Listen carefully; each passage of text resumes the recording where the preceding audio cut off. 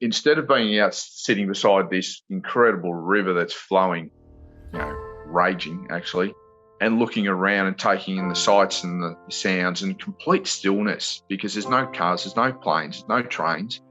I was in my room crying, and I just didn't know why. And then I'd get up and I'd try to eat. I couldn't eat anything. I'd go back to bed, and then, funny enough, I'd start flashbacking to 2003 in my dreams, and before I go to sleep, and sleep would be crap. And I'd get up the next day, and I just didn't really want to be there. But I couldn't. I didn't know why. But look, by this stage, my brain is so far gone from a normal, healthy experience. Welcome to the To Be Human podcast, Mark Thomas. Greetings, Jenna. Thanks for having me. Great to be here. You're very welcome. So, Mark, I've had a little peruse along your website, and something that I really love about you is that Nepal is really close to your heart. And on your website, you shared, I have a strong connection to Nepal because to me, it represents who I was pre-diagnosis and who I am after. So I thought it would be an amazing opportunity for us to kind of compartmentalize this conversation into pre-diagnosis and after. So can you share with us a little bit about Mark, even pre-2003, and what your life looked like? Yeah, so pre-2003, when that was before I attended my triggering incident. So for the listeners, I'm a member of Victoria Police. I graduated in 96, and from there until the 8th of April 2003, I had pretty good resilience.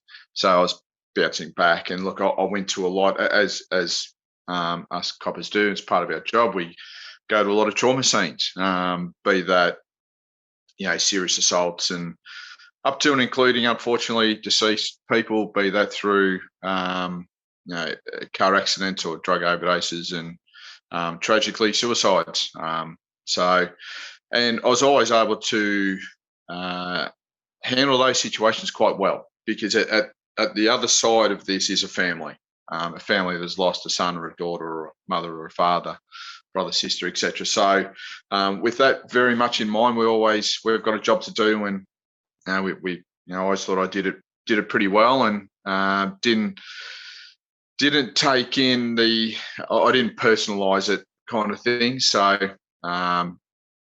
get the job done, try and help this family as much as we can, and then on to the next job sort of thing. So that all changed on 8th of April 2003. I have a bit of a giggle about it because, quite silly. I didn't do anything about it when I knew it. It had a big effect on me. So I haven't got a time machine, so I might as well have a giggle about it and learn from my mistakes. But yeah, me before that, very happy-go-lucky, very chilled out, slept well, lots of friends, lots of going out, travelling, mucking around and all that. But yeah, it kind of teetered off after that. And do you think one of the main differences in your experience of going to, you're still going to very quote unquote traumatic events in work, was the difference of personalization between the incident that became quite triggering in 2003? Fortunately for me, I didn't go to too many after that. And after that day, there's another probably 6 or 8 months after that, then I left uniform and become a detective, and where I became a detective at wasn't involved in trauma. So I didn't have to see those things anymore. And,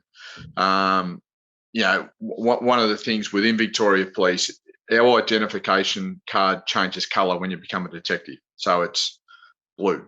And then there's different colours for different areas, basically. Like an officer is dark blue, and uniform's light blue, and an unsworn is green, and things like this. So to get the yellow Freddy means to become a detective. So and everyone that aspires to become a detective, that's the prize. I got my yellow Freddy. Yes, got my yellow Freddy. But for me, it wasn't I got my yellow Freddy. It was me. I don't have to deal with trauma anymore. The yellow Freddy was secondary. So again, like there's so many of these red flags just sitting right in front of your face, and I didn't see any of them. Right. Yeah, it very much sounds like your subconscious is trying to protect you and sending you in that path. Yeah. So with the triggering accident, and of course, I'm not sure what your relationship with it as the moment, so only obviously share what you're comfortable with. But with that accident, looking back now, is there a moment within that experience that you're like, that was kind of what sent me down that path, or was it not that obvious? Yeah, I can put down my life being changed and put on a different path to literally the blink of an eye. So that's how long it took. So so I was working with a mate, still really close mates with him, Lummy. We were in Alphington. And then we got a call to I'm just trying to describe this so I don't trigger other people. It doesn't trigger me, but I don't want to trigger sort of other people that may be listening. So it was a suicide. So we went there really quick because we didn't know whether the person may still be alive or deceased. So we got it as it's just happened. So we go there really quickly. And then we get outside this address, and it's a two-story block of flats, brown. So we walked up the stairs because it was the second floor, and on the just normal concrete steps, there's a green handrail. So we got to the door, green door, and it's a little rusty lock. I'm trying to do a circle here. Little round rusty lock. I can still picture the lock. The door was sort of open about an inch and a half, which kind of slowed us down a little bit because we're always sort of mindful that, is this actually what it seems? Or we just being called to something that's not true, and we could be an ambush or something waiting for us. So I pushed the door open, and we were met by a white wall. So I looked around to the right, and there was a two-seater and a one-seater couch, that real dodgy 1970s fake leather looking things, a circular mat on the floor with tassels on the outside and wedges coming inwards. Over to the right, there's a darkened room, which is the deceased bedroom. Over in sort of that corner, if I'm using sort of my room as a gauge, a small TV, rabbit's ears on a small TV stand. So you look around a bit further, and there's a kitchen, white serving bench, and it had a display cabinet above the serving bench, which had wine and champagne glasses in it. White stove, white microwave, white fridge, pots and pans coming out of the sink. And then by this time, we sort of got to the wall, the white wall, that would come in, and sort of bathroom, and then look as quick as you can look one way and look the other. So I looked that way, and the deceased was there. And then I just immediately sort of just snapped my head back.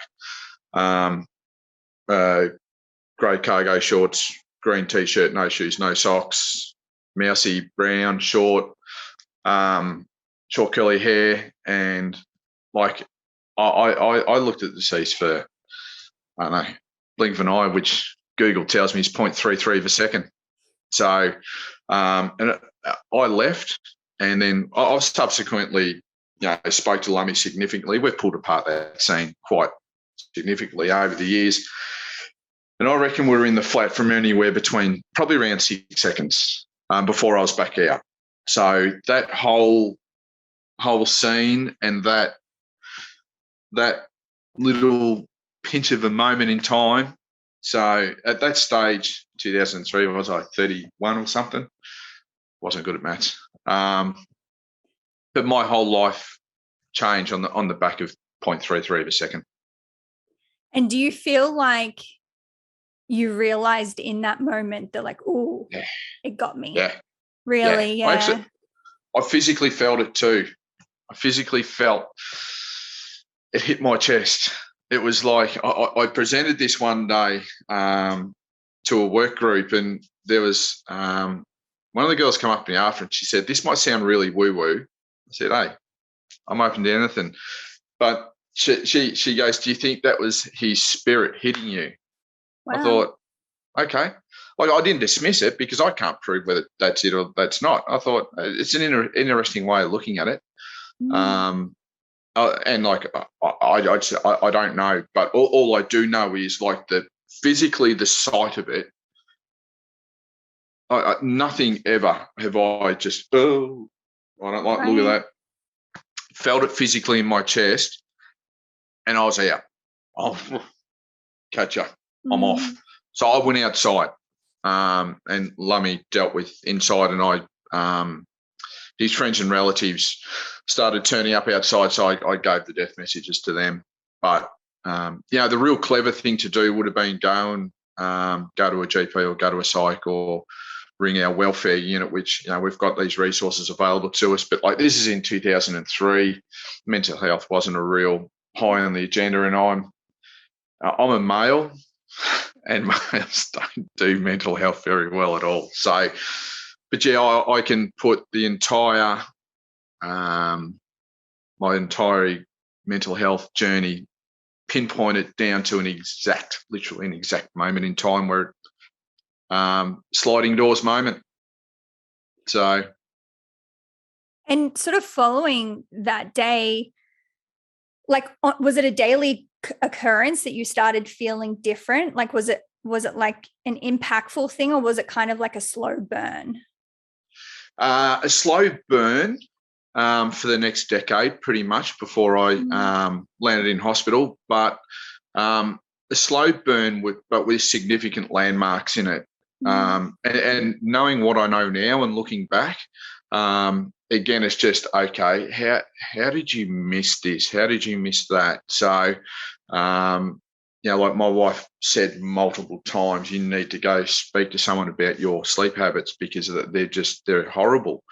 And I just put it down. I'm a shift worker. Our sleep patterns are horrible. So yeah, that's one. There's the white flag up. Yes, Dale, you were right. I'm wrong.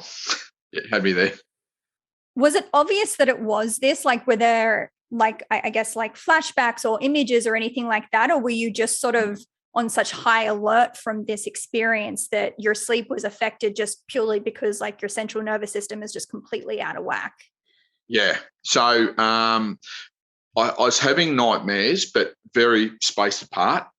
So they weren't the major thing for me. For me, it was flashbacks. So I'd nearly be asleep on the couch and I'd come to bed, and it seemed to be as soon as my head hit the pillow, my brain would take me back, and then, no one's going to sleep with those images cycling through your head. So, like, again, you talk about a massive red flag. There's one right there. And when I would go to a trauma scene, not so much in 2003 because I can't remember what we went to after that.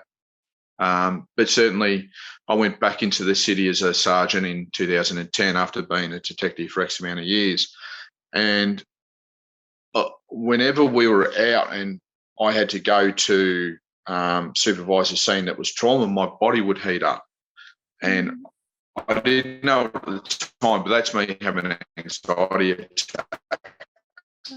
That's my first sign of anxiety, is my body heats up.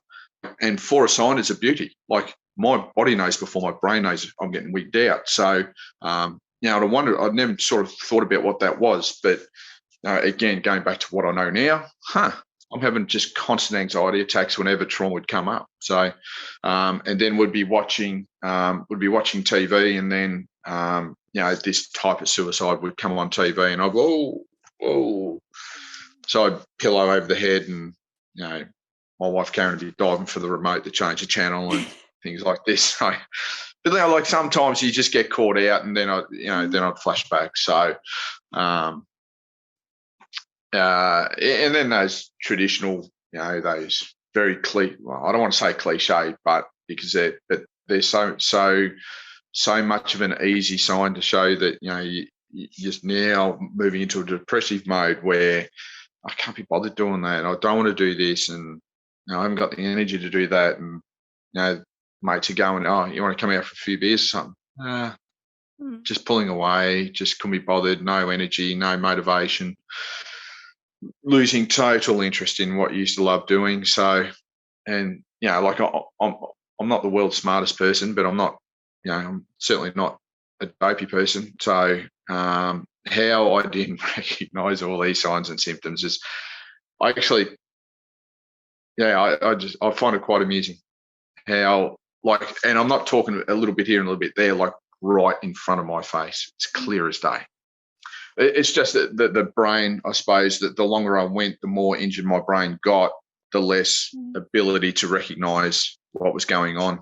So, because when you say that, did you feel like mentally you were more aware at the start of these things happening, and then they almost, like, as you're saying, your brain becomes more affected? Maybe it seems a little just like quote unquote normal now, that like when people are telling you, hey, I think that you should get help, like what is your mindset in thinking that you don't need help or you don't want to get help? Well, it was never, for me, it was never, I don't want to get help, because I just didn't know what was happening to me. I just didn't recognise any of these symptoms. Like subsequent coming out of hospital, I was doing a trauma course in Richmond, and on the trains there, I used to just watch movies or something on my phone, and I forgot headphones one day, and I thought, I'm just going to write down. I came up with 22 different things that I was either doing that I didn't normally do, or I didn't normally do that I was now doing. So it changed me on 22 different normal life things, and yet I still didn't recognise. And like, as far as stigma goes, and that, people say, "Did you feel stigmatised?" No, because I didn't know. I just had no idea what was going on until, like when I landed in hospital and was diagnosed with PTSD, depression, anxiety. I've gone, now that makes sense. And sort of all of this, it was like I had this massive jigsaw puzzle that was all hinging on one piece. And when that one piece was given to me, it all just come together. And it's like, okay, now that makes a lot of sense why I've been doing this and why I haven't been doing that, and why my body's been heating up. That's anxiety. Yeah, that makes sense. Right. Like, bing. Yeah, I find I relate to that. Obviously, a very different experience, but I had a bit of an incident when I was living in Tunisia in North Africa a few years ago of an attempted kidnapping, and I got away. But there was an experience in how I got away, and I remember the following few days I was like checking my locks obsessively, and I didn't shower, I didn't turn on any lights, I didn't make any noise. Like I was just like hyper paranoid. But in that moment, it's really interesting, as you said, like the signs are so obvious, but for me, I was just kind of concentrating on like, I don't know, like protecting myself, I suppose. It wasn't mentally, like cognitively, I wasn't like in the front of my brain understanding what was going on. And I actually moved to Turkey a few months later and lived by myself on a sort of, I think, a 3 or 4 story building. And it was really interesting. It started to become more obvious there that I was like starting to have these thoughts of like someone breaking in, and I had no exit plan. And there were rumors in Turkey, particularly of like expats being thrown off balconies, and, just this crazy thoughts. Yeah. But in returning to Australia, and I got diagnosed with adrenal fatigue, which, no shock on my adrenals were shot because I was completely in fight or flight for about a year. But it was interesting because now I look back and I'm like, oh, wow, like that was full on. Like I was this similar to you. I was having a lot of trouble sleeping. Like, I might go to sleep, but then I'd for sure wake up around 1 or 2 a.m. every single night and be awake for a couple of hours. It's just textbook stuff. But it certainly wasn't stigma for me either, but it's a weird experience to be in when you're in it and not be completely conscious of it. Yeah. And while you're sitting in that, your nervous system is just being smashed and you're not aware of it. And like the flow-on effects to every other part of your body, all the systems that all need to be operating together and well for you to be peak. And when one of them breaks down, pretty much all of them start to break down.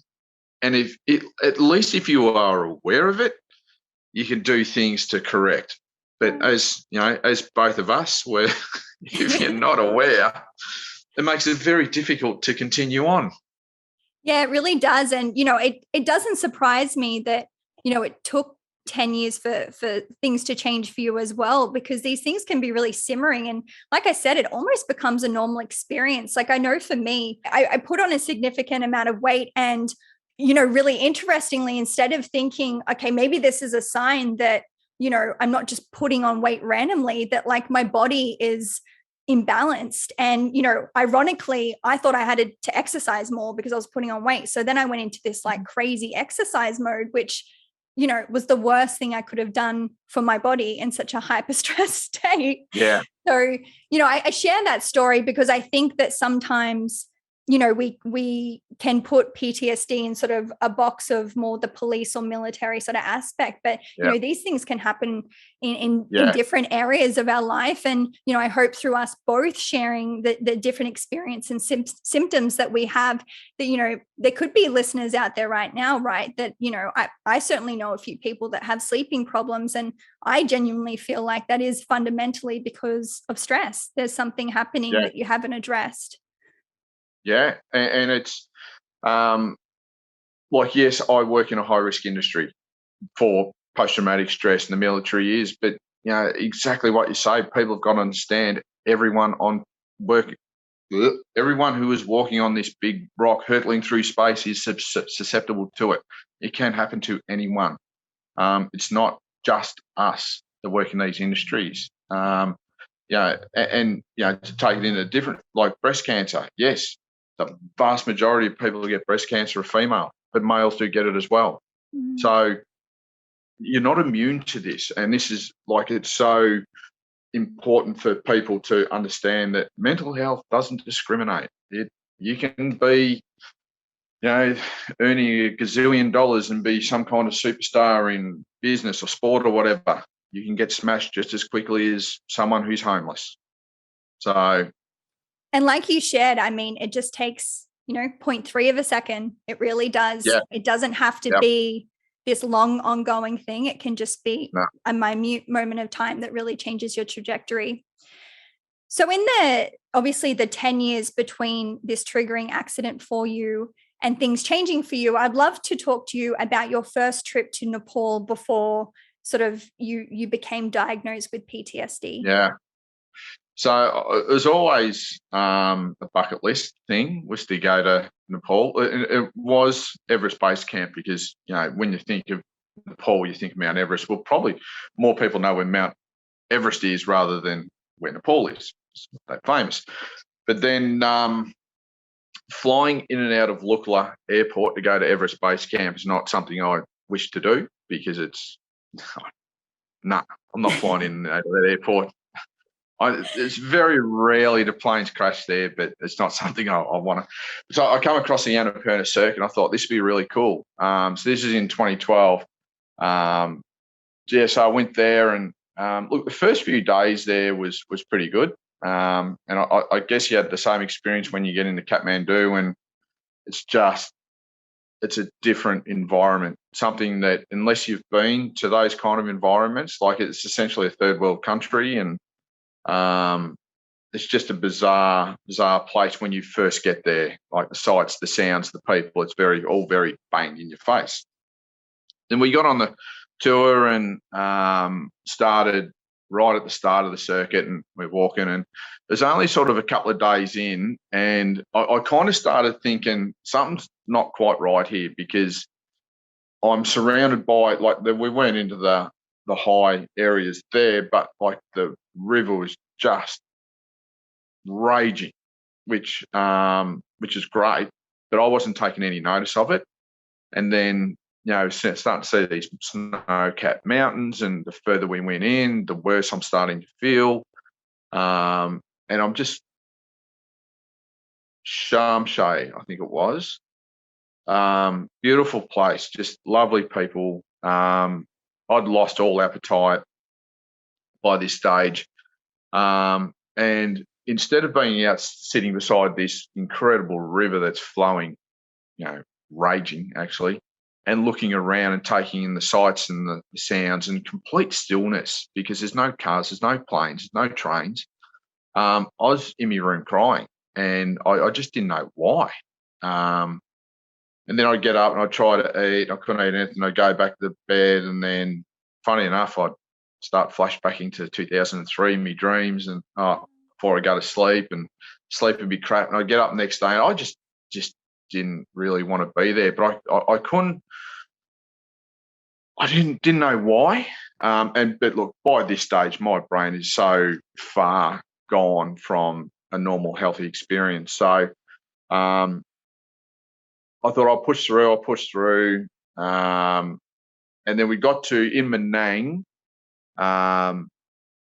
There was an airport after I can't think of the place now. After you get over the pass, the first town staying, there's an airport there. And I made a deal with the trek leader. Once we get to there, I'm going to jump on a plane and leave. Okay, yeah, cool.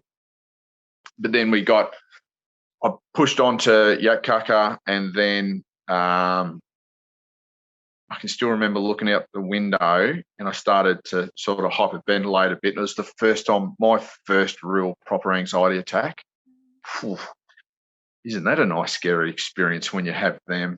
And the bloke I was rooming with at that stage, bloke from Chris from Western Australia, really good bloke. And he's just like, dude, what's going on? Hyperventilating, and then just crying and shaking, and the chest. I thought the heart was going to come out, and I was saying, get the helo, like get a helicopter. I'm dying.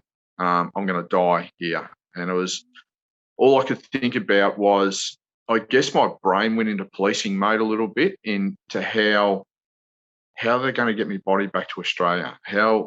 Okay, so then they'll, someone have to get the consulate, and like for some reason I went into this mode about I was planning my own repatriation of my body from Nepal. And then the trek leader come in and settle me down. So just put a hand on my shoulder, say, "You're all right, breathe." And I settled down, and it's just like I laid down, and it's like there was a good realization where I'm in a fair bit of trouble here, but I didn't equate it to fully how much trouble I was actually in, internal trouble. So the next day, he cut one of the porters loose, and then I turned around, and within about probably about 10 kilometres, I developed a blister under my foot, and like we'd already walked 100 k's, and my feet were fine. Yet I turned around and I developed this blister, and I'm not saying it was divine intervention or anything, but it was actually really good because it was physically very painful, but it took away from the head pain that I was in, and I'd much rather have the physical pain. So we walked back 2 days, got back to Kathmandu, jumped on a plane, come back, and the whole time I'm saying, as soon as I get back, I've got to book in the CSI because something's not right here. Of course I didn't, because I didn't, for some really strange reason. Well, again, I'll put it down to my brain not being operating right. And and even then, I look back on that trip to Nepal, I didn't take any of it in. I've got this one photo, and I make sure when I look at it, it's a real difference between Mark then and Mark now, because this photo is purely taken for social media purposes. I wasn't there looking at Menang across the other side over the river, 4,000 metres high, and I'm giving it this one to the world. Look at me, which is just pure social media, which is just so unhealthy to be doing that. So I didn't take hardly anything out of that first trip. It wasn't until I went back where I put all the demons to bed in 2019. So when you got back to Australia, because to my understanding, you actually got admitted into a psychiatric clinic. Yep. How long was that after all of this happened in Nepal the first time? A couple of months. So I got back in September, late September, early October. No, August, early September. And then I just kept pushing through. Like sleep patterns, pretty much non-existent. Flashbacks were just rampant. Not running, not doing anything really. Like I was playing cricket. No, I'd retired the year before, finished. So I was just floating along, just not. I was living, but I was existing. I wasn't living. And then it got to February in 2013, February the 6th, I believe it was. And ironically, I went to a health and safety wellbeing forum with my work between two different commands. And Joe was up there and he's talking about this slide and about PTSD, suicide, depression, anxiety. And he goes, now, don't worry, everyone. Don't worry if you're ticking a box or two. Everyone does. I sit in the front row and go, I'm ticking every box. Few more than two boxes. Tick every box. Yeah. And I developed this feeling in my chest, which was like, it was similar to what I felt in 2003, but it was worse. And I just describe it as the devil's butterflies. So when people get nervous, they're nervous in the chest, they're excitement or whatever. It was just the devil's butterflies. And I had this real sinking feeling, and I knew I was in a world of trouble. So I went and booked into the psych. I left that lecture and I went and booked in, and it was for the following Monday at 3:00. I never got there because over the next few days, that day was the catalyst for my brain effectively just to shut down. We're going to reboot version 2.0. So over the next few days, it was just, some of the worst days of my life, really. Just the feeling, like the mental pain was getting like accelerating. And then I worked the cricket on Sunday. I've played cricket all my life. I'm getting paid to watch cricket. How good's this? But hated, despised it, didn't want to be there. Got home about 11:30, 11:35 or something, and then, okay, cool, I'm going to the psych tomorrow. Yes, I'll be right. And then I went to bed 11:55. A couple of minutes later, I've just had a complete. Well, my first I asked what happened, and she said you had a catastrophic loss of self. So it sounded quite big, quite fancy. But it basically Jesus, what does that mean? Yeah, exactly. So essentially, it was just time to reboot. Like, it was a massive anxiety attack. It was just everything. And I went from someone who could function, okay, to just not being able to function whatsoever in one night. So I was off the hospital. It's a safety thing. Whether I never got to a point where I planned suicide. But certainly thoughts were there, and I just didn't want to live. Basically, it was too painful. It's hard to describe, really. Like, it's when you get to those points, and then, like, I was sitting in hospital, and I had to get a nurse to choose the chicken or the beef for me, because I couldn't. I don't know. She goes, "Oh, would you like this or would you like that?" I don't know. Can you? I cannot choose between the two. Can you do it for me? Thank you.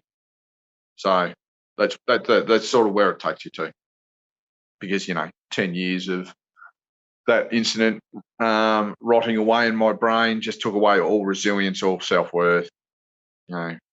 Loaded up depression, loaded up anxiety, loaded up PTSD. There you go. Have those. Have fun with that. Thank you. So it's a good learning lesson. For sure. And look, there's a again, like, I'm very sort of jovial about it, like, 'cause I am in an exceptionally great place now. Like, I can't really remember what I was like 20 years ago, but I think I'm in a better place now, because I just, I went off meds a couple of weeks ago, and clearly I don't need them. So now, I'm just this bouncing ball of energy. So I've had a great experience. I look back and go, it was a marvelous learning experience.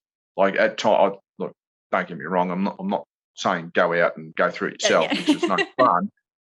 But it's the only. I'm not going to sit here and dwell on my mistakes, because that will only bring me back down, and I don't want to do that. So that's why I do have a bit of a giggle about it. But it also, to me, it normalises it, breaks stigma.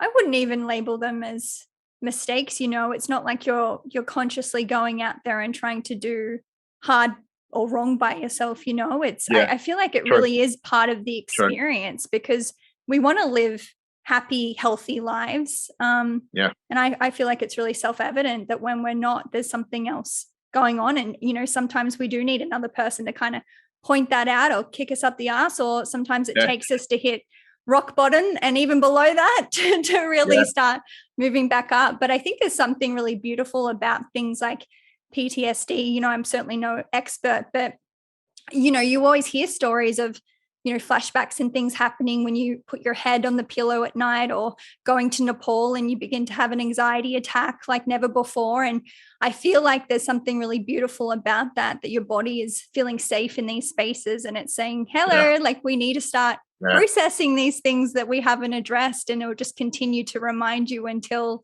you have those moments where it's like, all right, like, I'm going to push you into this now. So I think it's really beautiful that, as you're saying there, it's not easy, and it's certainly, it's full on. I can't even find words to express the emotion that I'm trying to pick up from you and what you went through, but there's certainly something really lovely about coming out the other side of it. And, people that I know in my life that have experienced this and been able to move forward through it, and maybe not completely, but certainly live a lot better life, are a lot more grateful. They're a lot more in touch with who they are and what they want in life. And I think there's some really beautiful gifts that can come out of this. Yeah. And that's, look, I've been fortunate enough to because of this, meet some incredible people, and learn from them. And like, one thing I'm very intent on now is, who's in my tribe. Like, I've cut people loose because I don't want you around me. It's no disrespect to you, mate, but you're just incredibly negative.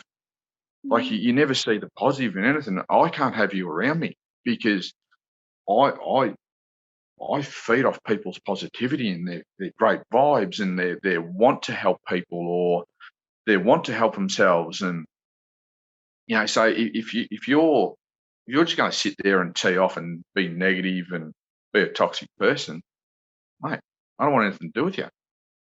The other side of that, though, is I've built relationships and maintained them now with people who are they've just got this energy about them. And I want to know them, and you're in my tribe. Come on in, because the more I can learn from you, the better I am. So how do people not want to be involved in those sort of people and build those relationships? And like you talk about gratefulness, like everywhere I look, there's something I'm always grateful for, like, because I don't get involved in political discussions, but you look what's happening around the world in various places. Jesus, I've got a roof over my head, live in a pretty good society. There's plenty to be grateful for. So, and by practicing that and practicing mindfulness and being empathetic and things like that, you just feel better. It's great for your health. So it's great for your brain, and your brain's pretty important, as I found out.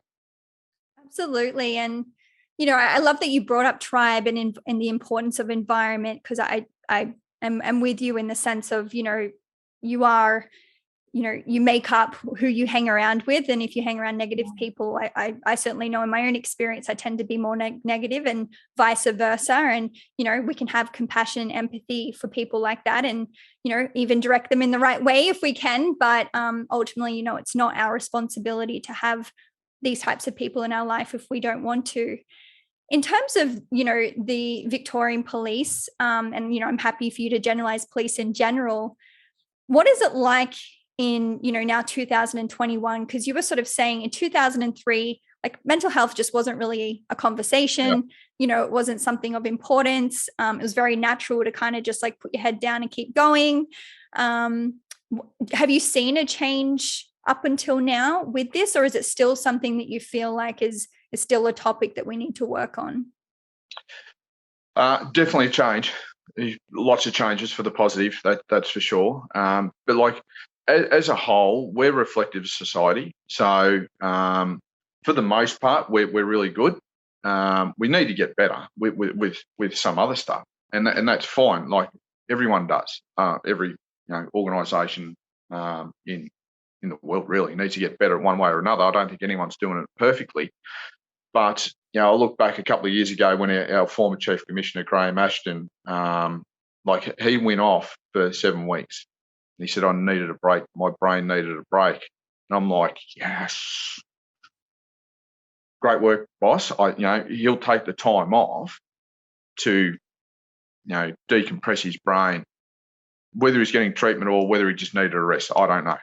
But he put it out there that our chief commissioner, the top cop, needs to take a break to de-stress. And like the level of leadership in that was brilliant. It just shows that, well, if the chief can do it, everyone else can do it. So we've still got a lot of education to do, getting people aware of the resources available. Like, we've got plenty of resources available, but the members have got to use them. Right. And even me, like, I'm a really good example of that. Like, the resources are there, I just didn't use them. I didn't know what was going on with me. But on the same token, come on, dude, you got to take some ownership in this. It's not everyone else's fault. So I need to, and that's why I've never blamed anyone but me, really. Well, dude, you should have saw it. You didn't, so be it. On with it. But as a whole, to get back to Victoria Police and all first responder agencies, for that matter, we're getting better. And then you're right, in 2003, push through it, you'll be fine. Yeah, because I'm interested in that disparity, because I'm all for, like, you 100% responsibility of your own life. I feel like that's just like your biggest form of empowerment, is putting the control in your hands. But I do feel like if the resources are there and people aren't using them, do you feel like more can be done in relation to, as you're sort of mentioning, that in terms of the leadership, being able to, influence people that this really is a lot more important than, I guess, waiting for things to get too much that then you really address them? Yeah. And I look now, if you take Beyond Blue, Sane, Black Dog Institute, etc., take them out of the picture at the moment, what large organisation across, and we'll just say Australia, is actually pushing a mental health message? It's not too many. And that's including governments. And even at the moment, and as I said, certainly won't get political, this is not what this discussion's about, but we hear about the COVID numbers every day, and we hear about more lockdowns every day, and we hear about this, that, and whatever it is. Out of all the press conferences I've watched and all the reporting on it, there's hardly any mention of mental health. And it's like the impact this would be having on adults would be significant, but kids are missing school. And if they've got to miss school, they've got to miss school. I understand why, but like, there needs to be more.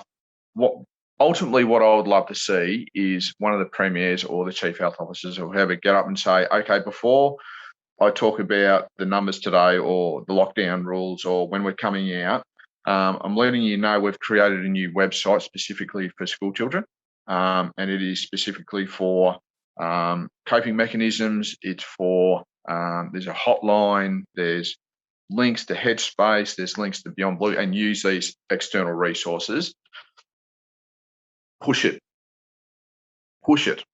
onto the families, because there'll be a lot of families that don't know these organisations exist. Like, I had no idea that Beyond Blue had this forum where there's tens of thousands of people in it and threads that will cover every mental health condition you can think of. The only reason I found that out, because I went on to Beyond Blue, because Beyond Blue do mental health. I'm just fresh out of hospital, so I'm going to do a bit of research on it. Shit, what's this? There's this massive forum. How good's this? And all with lived experience. I learned so much from that.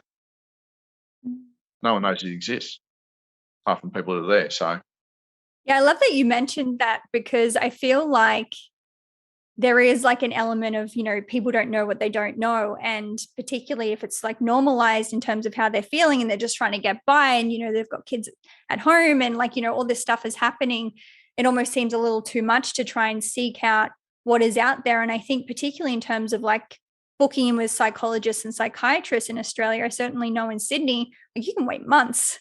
Like, you're making a decision to like go and help yourself and change your life, it can still take months to be addressed. Yeah.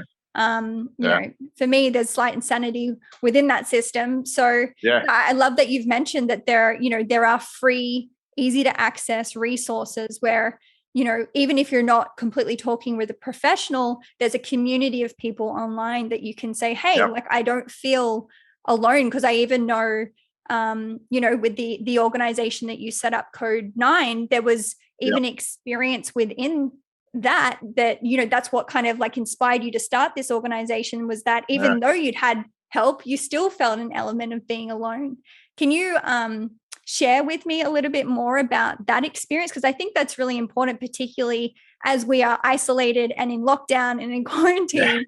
I feel like there are a lot of us, at the moment really feeling alone in what we're experiencing. Yeah. So when I was in hospital, I just had this overall feeling I was just intensely alone, and no one could possibly know what I'm going through, which is obviously complete BS.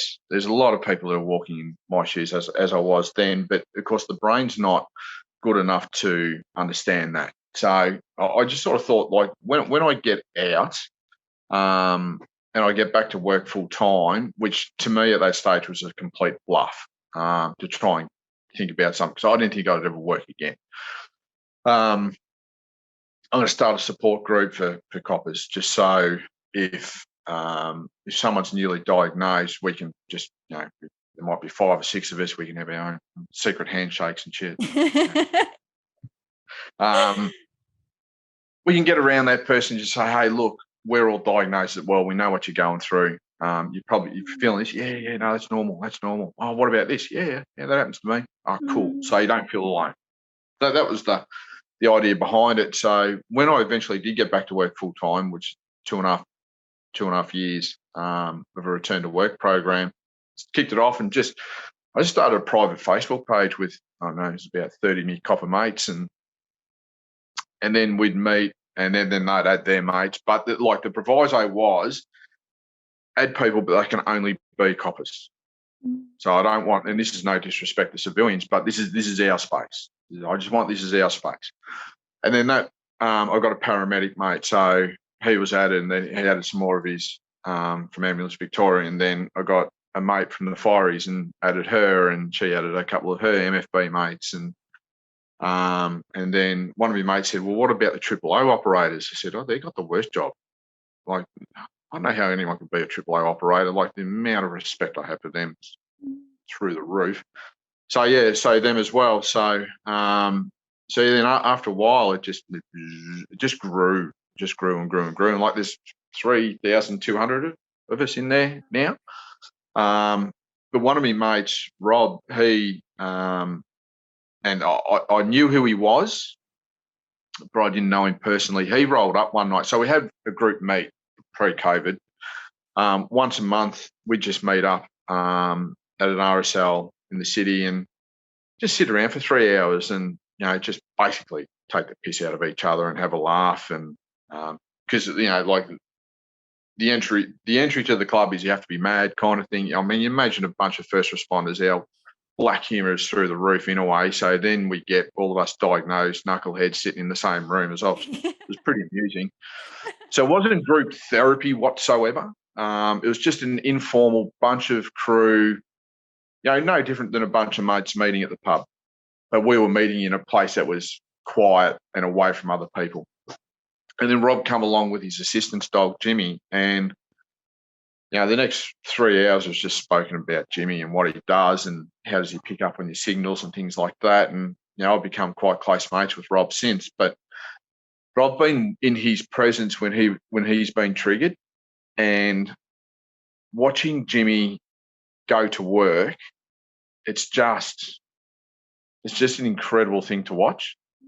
Not that you would do it, but you nearly feel like deliberately triggering Rob just so you can see Jimmy go to work. I mean, you'd never do it, of course. But so I was sitting around with Rob and Ben one night, and I said, well, what do you reckon, boys? We register as a charity and raise funds for assistance dogs. So, so we did it. So we had sort of 2 streams running now. We've got the private group of 3,200, 3,300, whatever first responders, all sort of helping each other, and there's no negativity. like there's some real toxic pages, Facebook pages for first responders out there.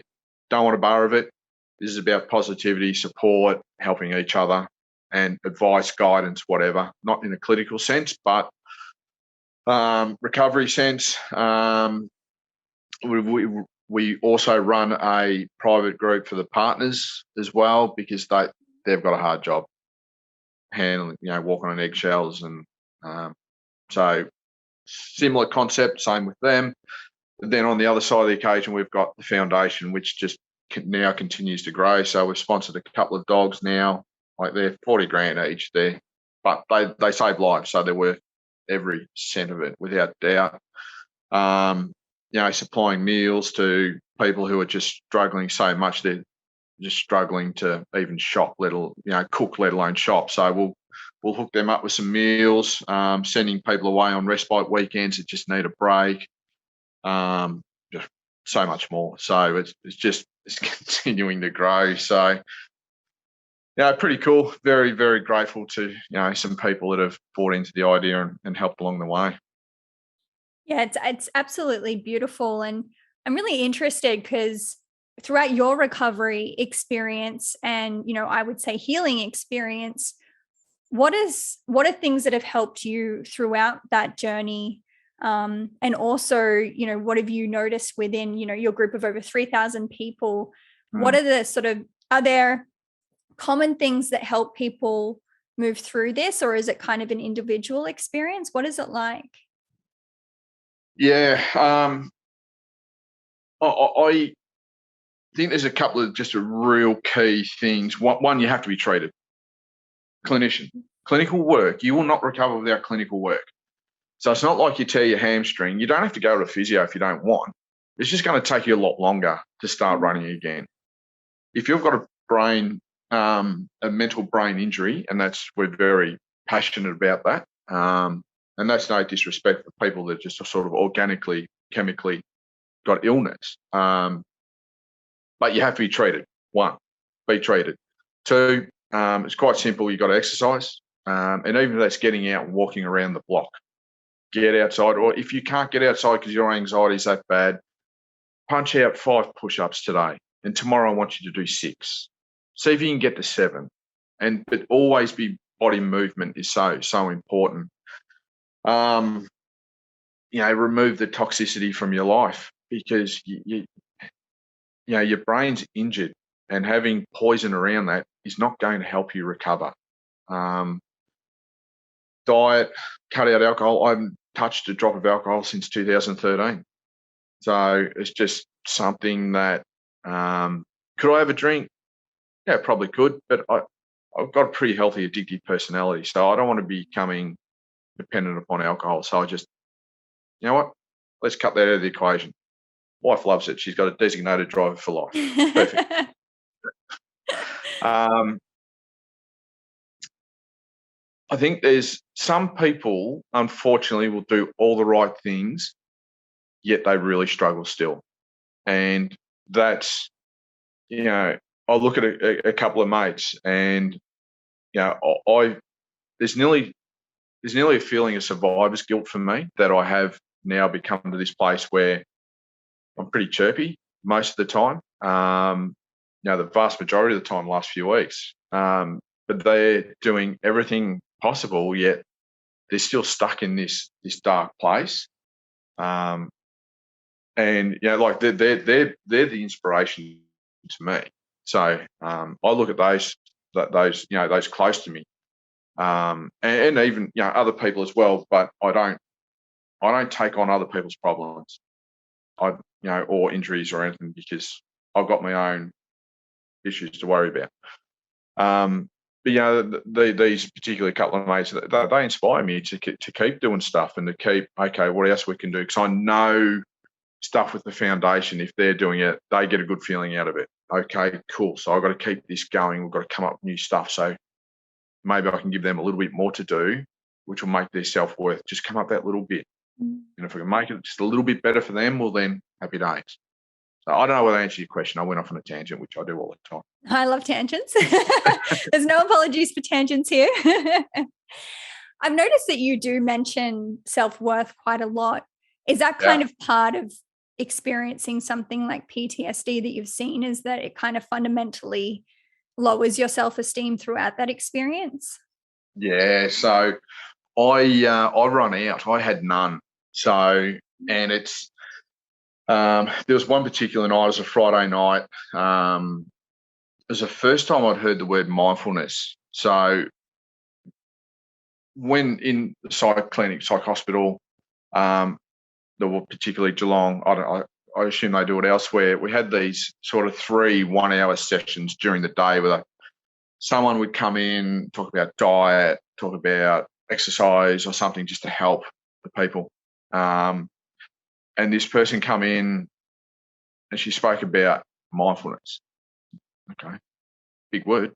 Never heard of it before. So, but that night, I thought I was already feeling as bad as what I could, but I felt myself slipping even further. So she said, one good way is go have a shower, and either have it as hot as you can without scalding, or freezing cold, or just pure cold water, and let it hit the back of your neck, and just purely concentrate on the water hitting your neck. All right, I'll give that a go. And my first attempt at mindfulness was a blazing failure, because cold water, oh hell no, I'm a big cold water. So, and with in psych clinics, they haven't got hot water, because if they had hot water, people would self-harm. So it's lukewarm at best. So then I basically just sunk to the floor, and I'm sitting in the fetal position, sort of knees up against my chest, and like it was at that point, it's the most powerful thing I reckon I've ever felt, emotion. Like I realised why people suicide, because it's just not sustainable to live like that. And then, like I was just sort of sat in that for a bit, and like it's just the realisation I have no self-worth whatsoever, none. I'm just this shell of my former self, and like it took me 10 minutes to get up, dry off, get dressed, and call a nurse. Like 10 minutes, I bowled 20 overs one day with a broken hand, where every time I bowled the ball, the bone would separate, kind of thing. And like pain was through the roof, but I just told myself to do it. Okay, so be it. It's only a bit of pain. Move on. It took me 10 minutes to get off the floor and call a nurse. And it's just, and that moment, I reflect on that, not daily, but regularly, because that's my little, it's a positive chip on the shoulder for me. Because if I ever get lazy and think, no, I'm cured. I like the word cured. I'm going to cure you of your PTSD. Oh, really? So you're going to give me a new brain? Well, you can't cure. That reminds me that you don't ever want to visit those places again, because when you run out of self-worth, it's a very, very painful experience, and not physically at all. The mental pain it's indescribable, and it's only really those people that know what it's like and have felt that. So I've spoken to numerous people, perhaps hundreds of people that know what I'm talking about. No one's been able to adequately describe what it feels like. Yeah, there's certainly some of the most defining moments in life when you can't find the words to describe them, I find. Yeah. So I'd love to hear about your second journey to Nepal. Post-diagnosis, coming back into your own 2.0, as you describe it. Share with us that experience. So it was, for a couple of years, I was pretty convinced I'd never go back to Nepal, because it was just this, it was a negative place. These bad things happened, and it's it's meant to be beautiful and rah. But it got this sort of, it was the start of 2019, and I was chatting with a mate who used to run yoga, and we talk about people who, like Tristan and Ross, basically, these two blokes are just extraordinary people, and now I can call them mates, and just made my life so much better. And I was talking to him about it, and we could probably go there. So so yeah, planned it later on that year, and it was just two of us went, a mate, a couple of close mates, Kane and Don, and no company, just the three of us. So yeah, we jumped in, flew over to Kathmandu, had a night there. Then we caught a full drive, got Blake to drive us to Shamshay, I think was the first stop. So we skipped the first couple of days, so just to condense it a bit. And from the moment we touched down in Kathmandu to the moment we left, I was very intent on breathing it, living it, looking, taking it in. Yeah, I'm going to take plenty of photos just so I can. And Don put it really well. He said, the only reason you're taking photos is to remind you of the feeling you had when you were there. Not the scenery, the feeling you had. Oh, good work, Don. So Don's an ex-paramedic, Ill Health retired paramedic. So he knew, his journey was, not quite the same as mine, but in the same realms kind of thing. So, and, I was pretty confident that we'd get through it because I just had so much growth since, like I was essentially a different person than what I was the 7 years prior. And the first few days I really enjoyed, but I could not wait to get back to sort of Menang area where you're up into the 3,500 to 4,000 metre mark. And the mountains, doesn't matter where you go, there's just mountains. You're just surrounded by mountains, as you well know.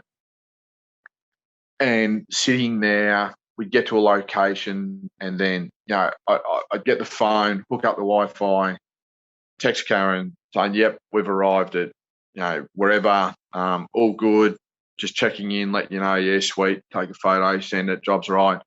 And then just sit there and just look and take it in and do some meditation and some yoga and just immersed in it. I had the one bad day, which if you had told me before I went, you're only going to have one bad day, I'd have taken that. And I just wanted to come home. And there's a mental battle going on. I was never, ever going to do it, but I was just convincing myself, no, push through, you'll be right. And then put some music on and then, lots of meditation that night and mindfulness and breathing exercise and that, and wake up the next day and just, yep, I'm good. On we go. Speaking to the locals, eating different foods and having plenty of laughs. And we got the yak kaka, which was, to me, which was always going to be the real mental hurdle, because that's where I sort of fell over last time.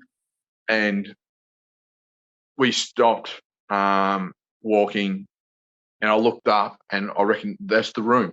And I was pointing out the boys, that room right there. That's where I had my first real proper anxiety attack. And I'm looking at it and I was just sort of a self-analysis, and I'm like, I didn't really feel anything. I've gone, okay. Well, there's a moment in life that I won't forget, but okay, cool.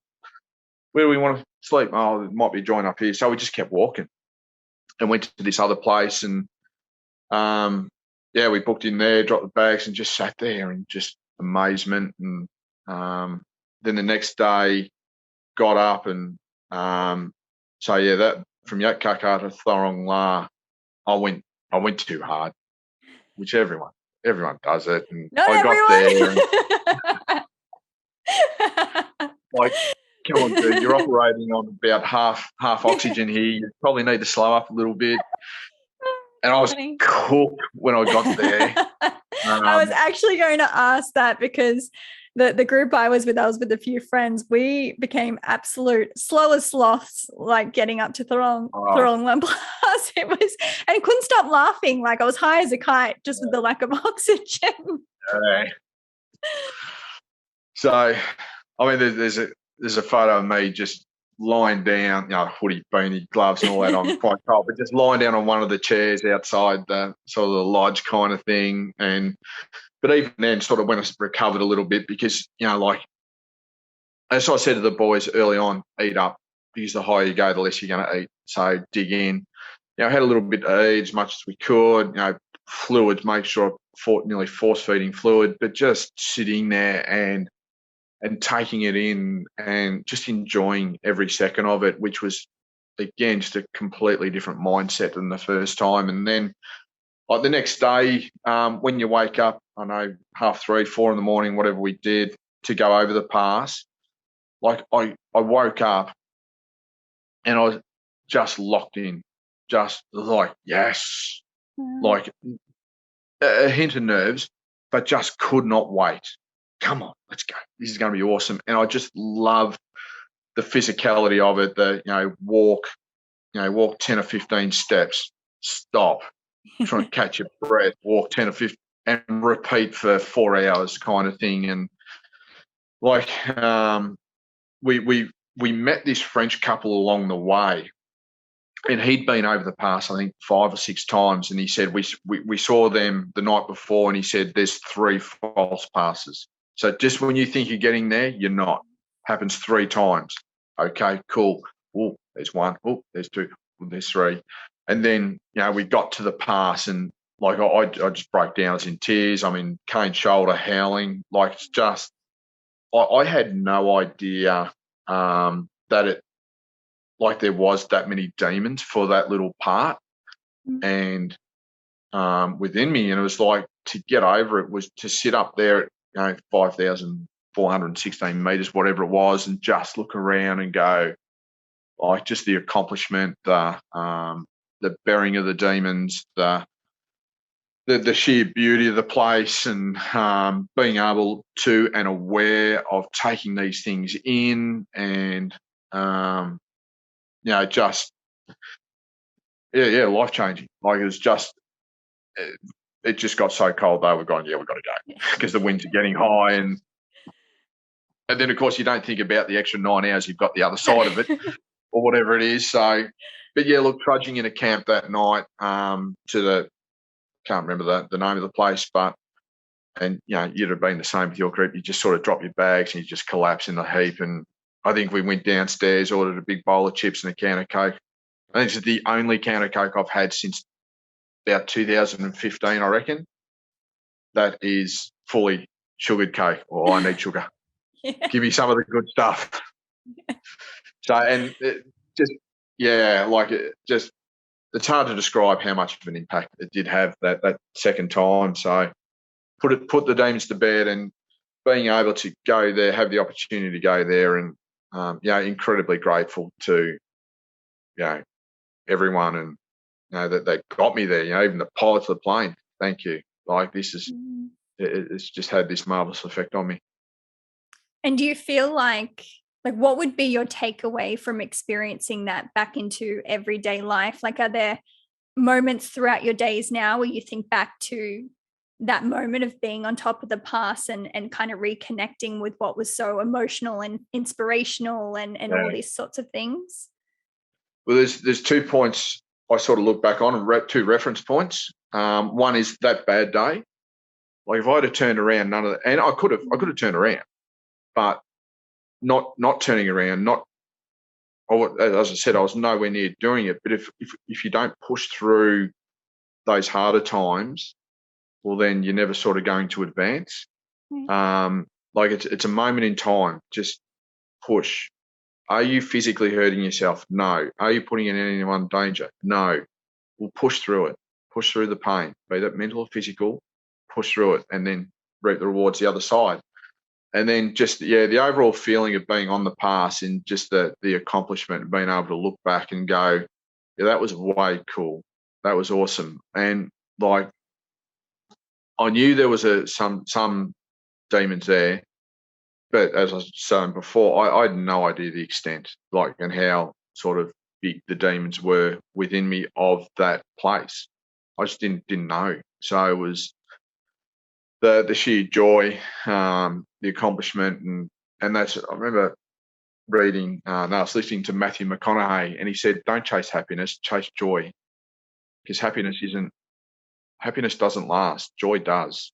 Joy's, and it, I mean, I'm trying to think of it in McConaughey's very distinctive accent and voice in that, but the way he describes it is just like, Jesus, that's so true. And like, going over the past was, people say you'd be pretty happy. Oh no, it was all joy.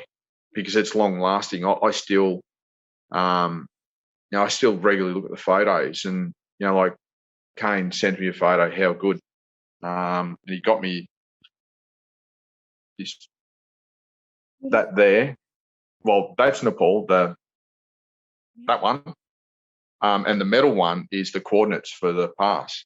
Wow, that's cool. Yeah, so he delivered that. Unbeknownst to me, he dropped it over, so he's got one too. And he dropped it off, and Christmas Day here, Karen goes, "Oh, Kane dropped this off." What's that? Okay, and I open it up, and I've gone, "Oh, look at this." Wife's gone, "Oh, good on Kane for ruining Christmas Day for the Thomases, because he's just got the best present." But yeah, and like that sits there. So like, incredibly grateful that Kane got me that. But like, that's just a constant reminder of, and that's why those two are there. It's just a constant reminder of, yeah, I did that. Cool. So when I feel a bit down, and even though I've been up and about quite significantly the last few weeks, I know there's down times ahead, because every human has down days. I just look at that and go, yeah, it was an awesome accomplishment. It was a great time to be had. I think this is a very timely moment to ask you, Mark, what does it mean to you to be human? Geez, it's a fascinating question. Isn't it? It is. Look, for me to be human, like for me, it is to live. And that's where you can either survive or you can live. And some people, through their own really neglect or whatever, they just survive and they're happy with just surviving. Okay, well, that's your call, but I don't want to survive. I want to live. I want to experience different people. I want to speak to different people. I want to learn. I want to know what it's like to be different, like different to me. Someone who's in a wheelchair. I want to speak to you. What's it like? Because I have no understanding of that, and that helps me live. And getting an appreciation of other people.